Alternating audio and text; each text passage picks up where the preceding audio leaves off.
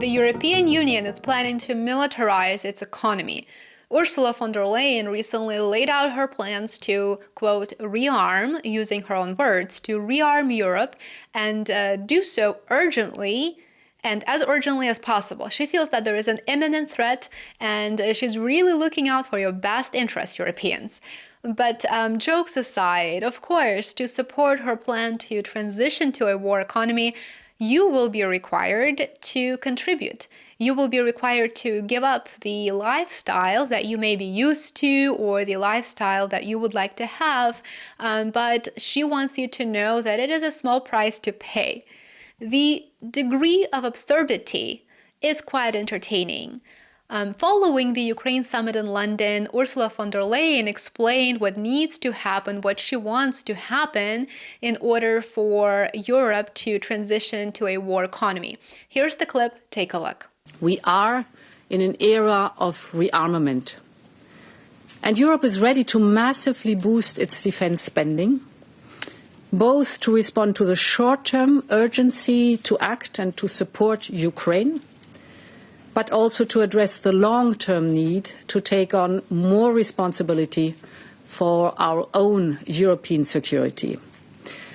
And this is why today I have written a letter to the leaders ahead of Thursday's European Council. This is why we are here together today. I have outlined in this letter to the leaders the Rearm Europe plan. This set of proposals focuses on how to use all the financial levers at our disposal in order to help member states to quickly and significantly increase expenditures in defense capabilities, urgently now, but also over a longer period of time over this decade.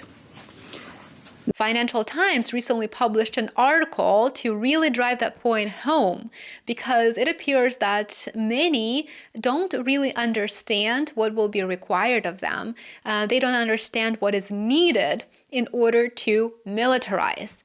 And what's needed is for every EU state to cut its spending on social programs, to increase taxes as a possibility, and naturally to take on more public debt to finance rearming initiatives.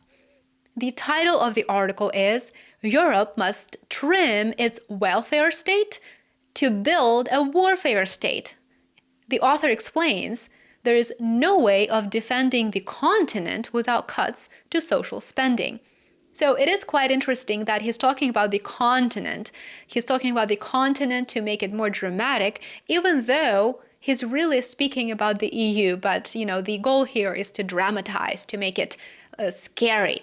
So it is clear as day now, building a warfare state, as the EU leaders announced, will impact every single European through new policies that the EU will put in place to support this agenda.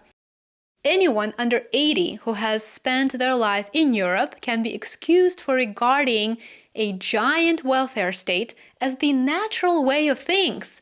In truth, it was the product of strange historical circumstances which prevailed in the second half of the 20th century and no longer do. So he's telling you to just forget about those good old days.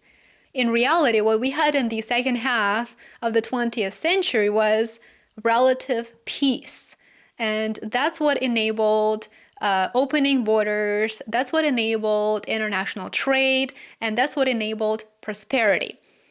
The article sort of corners us with a question. The mission now is to defend Europe's lives. How, if not through a smaller welfare state, is a better armed continent to be funded? Again, he's referring to the continent. He wants to dramatize this. He wants you to fear for your life. And they're not really telling you that their fear-mongering is based on a quiet, troubled imagination and servicing the interests of a small group of people. Of course not.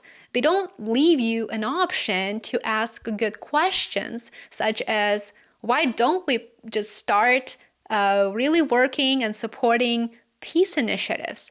Why don't we get competent diplomats in to resolve any issues that we may have? Why don't we respect each other's security interests as a way to coexist peacefully? Those questions are not allowed.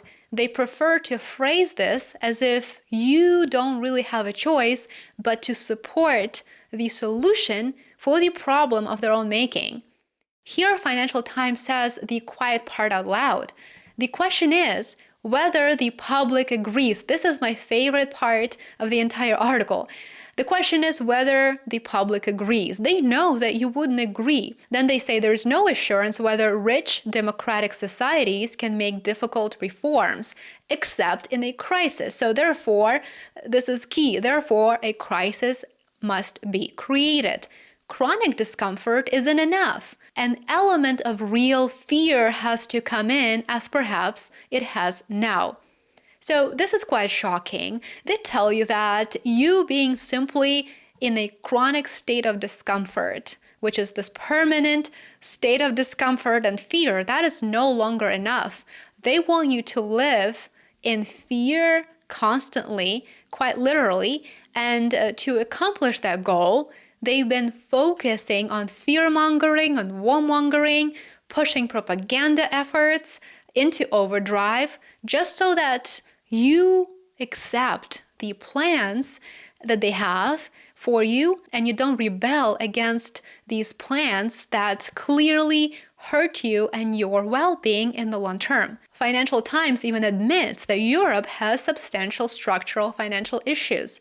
It first says financing its military ambitions through public debt isn't as easy as it may seem. Borrowing, Britain and France have had tense moments with bond investors of late. Public debt nears or exceeds national output in both countries, as it does in Italy. One way around this might be some Europeanization of debt. So the solution might be to privatize gains and to socialize losses. Europeanization of debt is a great sugar-coated phrase. It's quite genius, in fact, I would say. Of course, then they offer you a solution how you can make a difference. It says, well, because the EU countries are in this financial hole, we just told you that taking on debt is really difficult for us. You can actually pay higher taxes and contribute a fair share. But you will be okay with that, right? It goes on to say, the other option is to raise taxes. At the margins, this could happen. So the author seems to know that none of these options, raising more debt or raising taxes, would be popular, but he still leads you to the conclusion that he would like you to make. He says, either way, the welfare state, as we have known it, must retreat somewhat. Not enough that we will no longer call it by its name, but enough to hurt. So it's okay if it hurts, he says.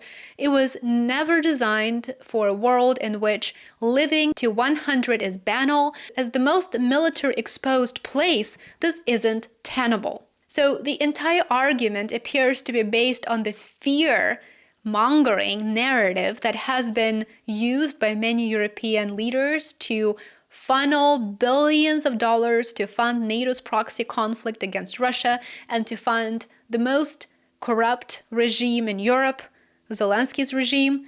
Yet despite Zelensky being told during the summit in Europe that he must find ways to apologize to the White House for his behavior at the Oval Office about a week ago and to figure out ways to align with the Trump administration. Despite those facts, the EU appears to be set on pushing the same old, tired narrative that there is an imminent threat to its security, and it must react in the most illogical and self-detrimental way imaginable.